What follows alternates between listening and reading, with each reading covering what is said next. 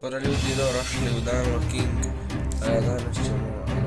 Danas ću da vam kažem, malo prije sam došao iz Banja Luke, znači sad sam umoran, sam ostao rano. Znači možete da mi napišete u komentari koje sutra igrice da snimamo i neke challenge, šta hoćete. Ovo malo dok prođe ružno vrijeme pa ćemo ići na kupanje pa ćemo možda da snimamo neki vlog.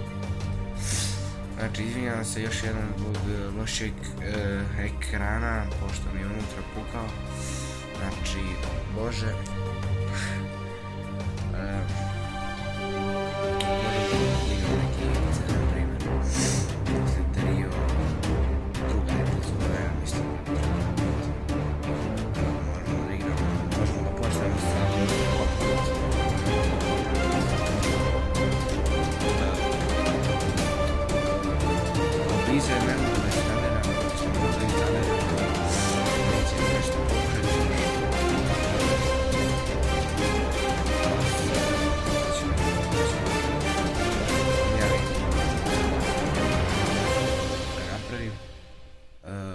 Da dajem veliki pozdrav. Ćao.